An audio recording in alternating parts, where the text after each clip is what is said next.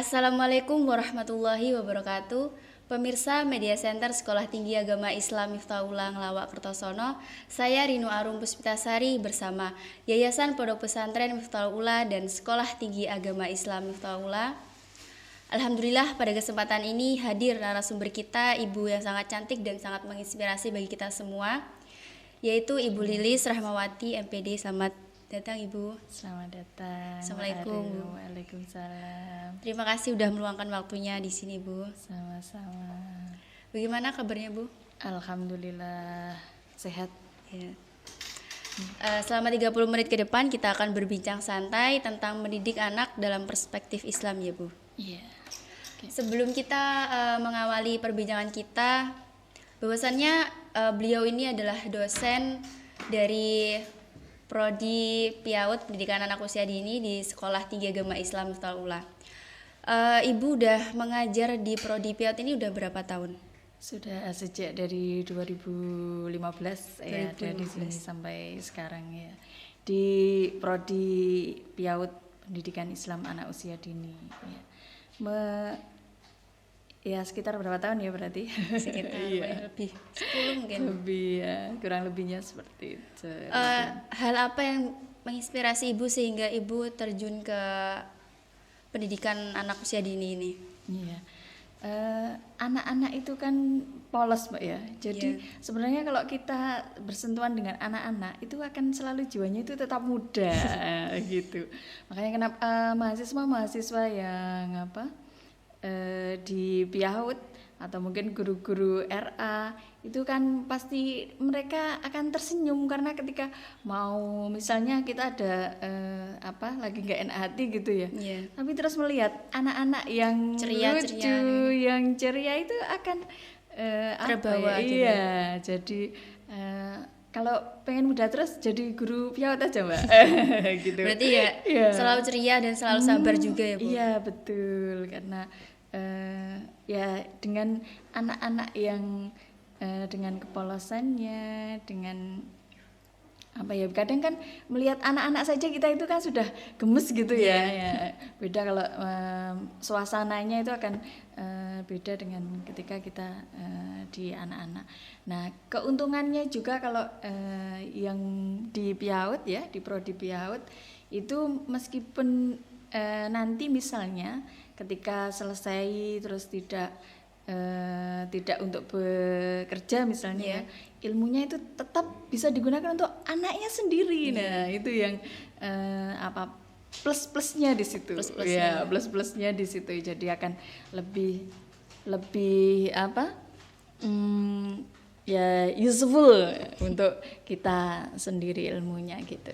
Berarti lebih memahami karakteristik anak kecil, kemudian dalam hal psikologinya juga ya Bu? Iya betul, dan semuanya nanti akan ada di Prodi PIAUD Sekolah Tinggi Agama Islam Miftahullah gitu.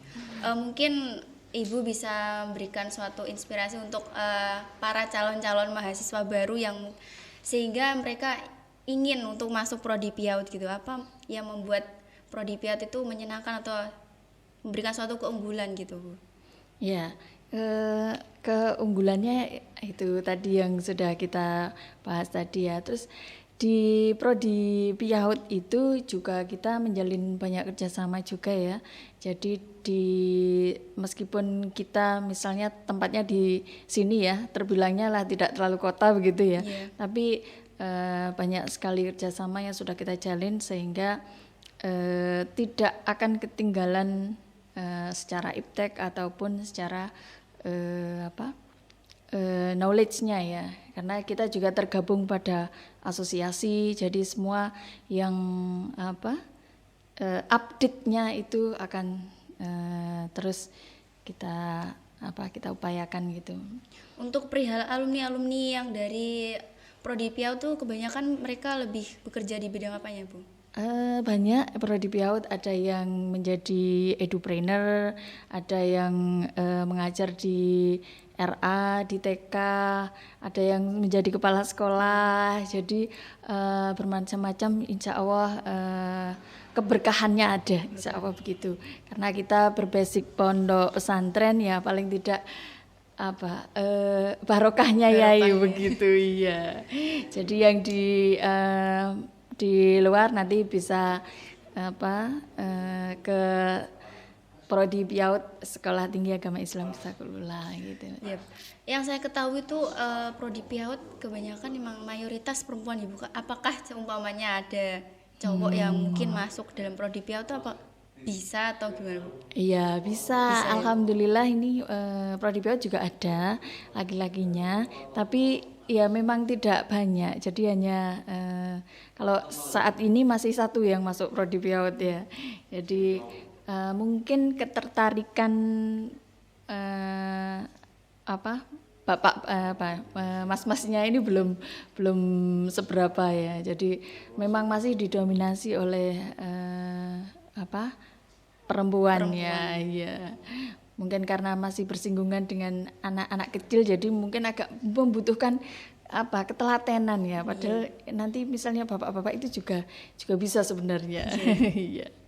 Tapi kalau sama dalam hal pendidikan anak usia dini itu kan lebih banyaknya mempelajari tentang psikolog anak kan Bu. Apakah ada perbedaan contohnya kalau mengambil jurusan kayak psikolog ataupun dalam hal yang lain tuh apa yang membedakannya Bu? Iya, kalau di PIAUD otomatis semuanya anak-anak disesuaikan dengan tahapan perkembangan anak-anak. Jadi untuk anak-anak usia dini tentu berbeda dengan anak-anak di masa-masa misalnya, Remaja. iya itu semuanya ada tahapan-tahapannya ya, ada tahapan perkembangannya. Tentu ketika kita mengajar dengan anak-anak itu juga disesuaikan dengan perkembangan tahapan psikologi mereka. Nah, yang ketika kita mendidik anak-anak itu memang banyak sekali ya yang para pemikir itu yang punya banyak pendapat-pendapatnya. Nah, kalau kita kaji dari perspektif Islam, itu ketika kita mendidik anak, itu yang pertama itu adalah keteladanan yang kita perlukan itu. Iya.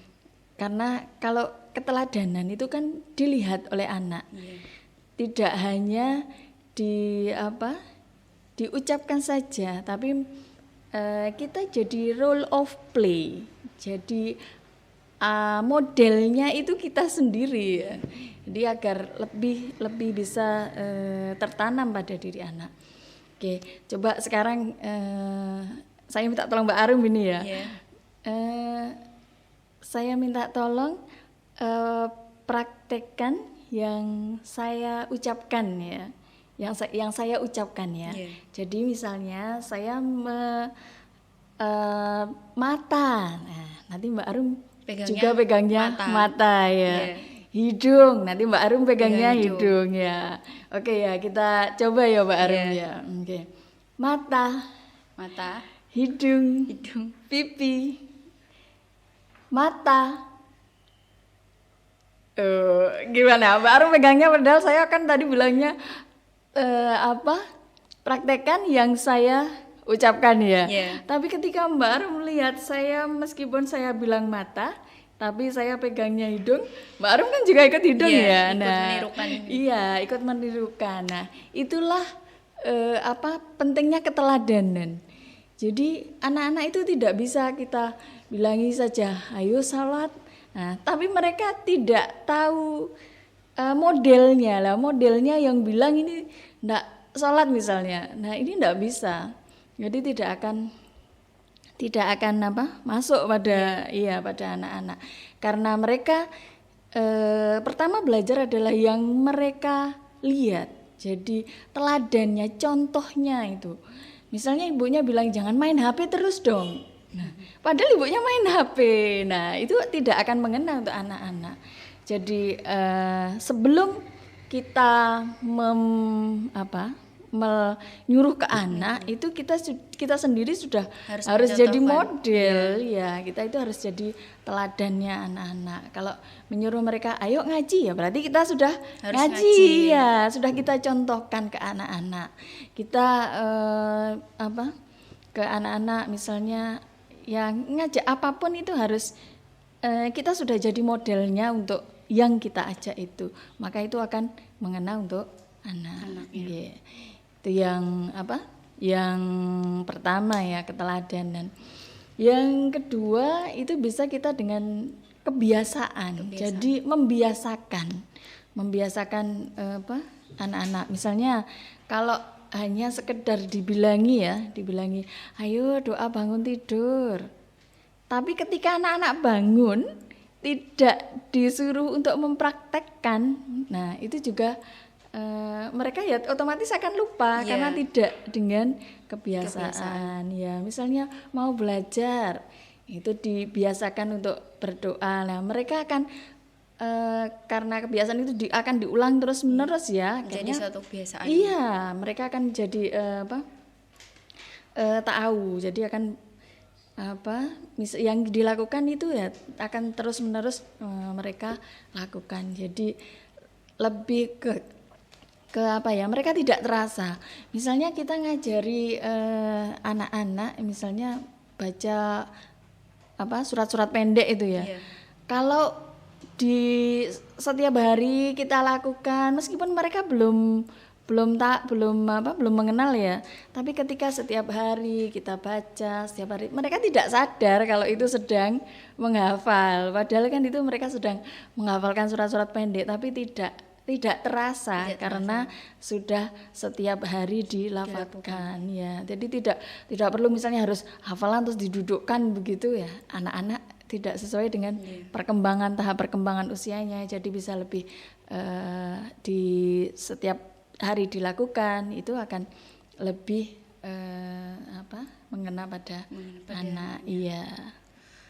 Untuk perihal kan di sekarang kan lebih kita masuki era-era yang digital, apalagi kita menerima informasi lebih cepat ya Bu. Kita kan memasuki di era 4.0.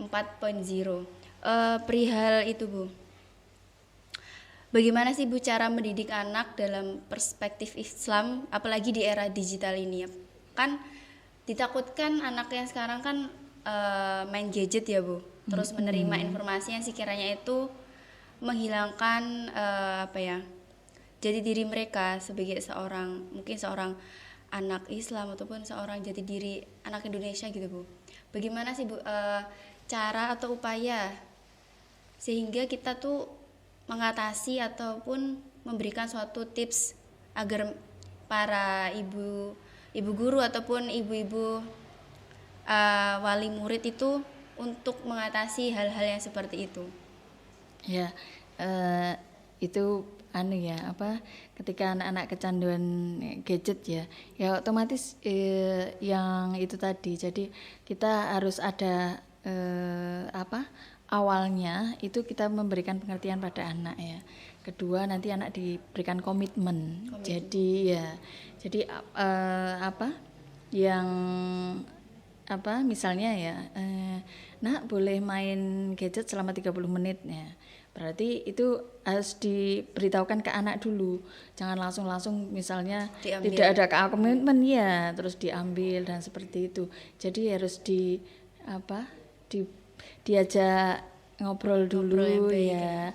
Terus diberikan kesepakatan. Jadi nanti anak bisa menerapkannya. Saya melanjutkan yang tadi ya. Jadi yang pertama tadi ada keteladanan, yang kedua kebiasaan, yang ketiga ini bisa dilakukan dengan nasihat. Nasihat ini tidak harus menggurui ya, misalnya ayo ndang salat dan sebagainya. Nah, nasihat ini bisa diberikan dalam bentuk cerita, dalam bentuk kisah. Anak-anak itu senang sekali loh ya. Kalau kita ceritani begitu, mereka akan senang sekali. Jadi ada banyak buku cerita ya, bisa kita bacakan. Kita bacakan itu ada banyak hal yang kita ajarkan ya. Pertama adalah literasi juga. Jadi kita membaca di settingannya anak-anak di pemikirannya dia akan gini. Oh, dengan membaca itu kita bisa tahu. Nah, itu menumbuhkan curiosity-nya, keingintahuannya untuk cepat bisa baca. Jadi tidak dipaksa untuk membaca, tapi sekelilingnya, maksudnya dibuat agar anak-anak itu terangsang untuk baca. Jadi kalau kita bacakan beda ya, didongengi dengan dibacakan ya. Kalau didongengi itu kita tidak baca buku ya, kita hanya langsung dongeng. Tapi ketika anak itu dibacakan dongeng, dibacakan cerita, mungkin bisa dikenalkan langsung ke kisah-kisah ya. Di awal itu bisa dikenalkan kisah-kisah. Sebenarnya kisah di dalam Al-Qur'an itu kan banyak sekali ya kisah-kisah yang bisa kita ambil hikmahnya. Dan pasti kalau di dalam Al-Qur'an kan sudah jelas begitu ya. Jadi di awal kita masukkan dulu ke mereka kisah-kisah yang ada di dalam Al-Qur'an.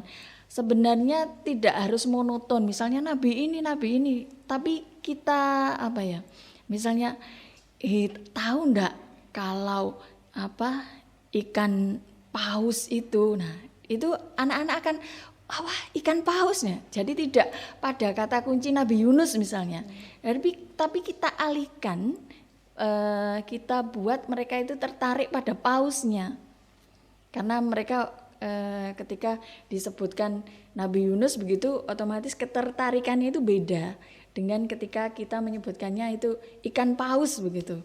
Jadi ketika ikan paus, bayangannya wah ikan paus itu yang seperti apa sih? Nah ketika ikan paus itu bisa menelan loh, Nabi Yunus itu bisa ditelan, mereka akan punya gambaran wah besar sekali dan sebagainya. Dan di situ selain kita bisa memasukkan nasihat ya, hikmah yang ada dari cerita itu, kita bisa masukkan bagaimana mengembangkan, membuat mereka ingin membaca. Nah, literasinya juga ada, terus nasihatnya juga mengena ke anak, karena yang diceritakan itu biasanya akan dikenang oleh anak-anak. Coba misalnya jenengan dulu pernah enggak diceritakan waktu kecil dulu misalnya, ya ada satu cerita misalnya dibacakan sama kakak atau sama ibu atau sama nenek, itu biasanya kan akan Teringat. Iya, teringat ketika sudah beberapa tahun itu masih. Apalagi juga tentang kenangan kayak semuanya jatuh gitu loh. Iya. Kan emang di usia-usia segitu kan kayak memorinya tuh kuat gitu. Iya, betul. Iya. Memang di golden age itu memang memori-memori anak itu memang lebih lekat ya. Kalau peribahasa itu kan mengukir di atas batu ya, kan beda dengan mengukir di atas air. Ibaratnya kan kalau masih kecil itu kan mengukir di atas batu, jadi akan benar-benar nempel gitu ya, nempel di ingatannya. Tidak ketika kalau di atas air itu kan gampang sekali hilang. Betul, ketika kita buat di situ ya sebentar saat itu sudah akan menghilang lagi ya. Dan yang penting juga anak-anak itu harus diberikan perhatian. Jadi kita itu harus memperhatikan juga ke anak-anak. Misalnya anak-anak itu kan punya ingin tahuannya itu kan besar ya. Biasanya kan nanya terus. Nah nanti kalau nanya terus misalnya yang dewasa ibunya, kakaknya atau mungkin neneknya ini nanti bilangi, takut terus lah, itu justru memangkas kreativitasnya ya. Jadi keingintahuannya itu memang besar. Makanya ketika dia tanya itu ya harus kita perhatikan, kita respon, kita usahakan jawabannya yang bisa dimengerti pada usianya. Tetap tetap kita perhatikan, meskipun mungkin ya otomatis pertanyaannya kan sangat sederhana, sangat simpel, dan mungkin kadang menurut kita ini kok ditakoni seperti itu ya, tapi tetap harus kita layani, maksudnya kita perhatikan bahwa di masa-masa itu ketika curiosity-nya memang lebih dari daya ingin tahunya itu besar, maka itu yang harus kita kita arahkan dengan baik. Ya, itu. Berarti itu tadi beberapa kutipan dari buku Bu. atau dari apa? Ada beberapa pendapat ya. Kita ngambilnya dari perspektif Islam ya. Jadi Abdullah Nasih Ulwan itu di kitabnya Tarbiyatul Aulad fil Islam itu beliau menyebutkan dasar-dasarnya itu. Ada beberapa tokoh juga yang dari Barat ya, seperti Maria Montessori, Piaget itu. Nah, kita mengkajinya dari sisi perspektif Islam. Yang dikemukakan oleh Abdullah Nasir Ulwan ini ada juga satu yang di yang kelima yang terakhir itu ada hukuman. Tapi hukuman ini jangan diartikan terus hukuman fisik tidak, tetapi lebih pada anak itu tahu, misalnya kalau tidak seperti ini nanti akibatnya seperti ini loh nak. Nah, jadi membuat mereka itu tahu tanggung jawab, agar anak-anak itu membiasakan mereka itu tahu tanggung jawabnya. Jadi lebih dini, karena ketika diajarkan di usia dini itu akan otomatis membekas pada meskipun hal-hal yang simpel saja, misalnya menaruh sandal ya di tempatnya, hal yang sesimpel itu, tapi kalau itu tidak dibiasakan, nah itu juga ketika dewasanya juga akan otomatis mereka tidak disiplin ya. Antri saja, mengantri itu juga butuh latihan juga ya. Kalau tidak biasa mengantri, tidak bisa menahan emosinya lah. Kita sering ya lihat misalnya ada antrian di bank atau di itu terus mereka marah-marah. Nah, itu karena tidak pembiasaan tidak ada dini ya, Bu. Iya, tapi kalau sudah di usia dininya sudah diajari sabar mengantri, nah itu mereka akan punya jadi memang ketika diajarkan di saat usia dini itu pasti lebih mengena ke anak-anak. Maaf Bu, waktunya sudah habis, jadi mungkin lain waktu kita bisa berbincang lagi. Terima kasih Ibu Lilis sudah meluangkan waktu di sini. Sama-sama. Terima kasih juga atas materi kita hari ini, semoga bisa membuat pelajaran untuk kita semua dan menginspirasi kita semua. Pemirsa Media Center Sekolah Tinggi Agama Islam Miftaul Ulang Lawak Kertosono, saya Rino Arum Puspitasari mohon undur diri dan terima kasih atas perhatian Anda. Wassalamualaikum warahmatullahi wabarakatuh. Waalaikumsalam warahmatullahi wabarakatuh.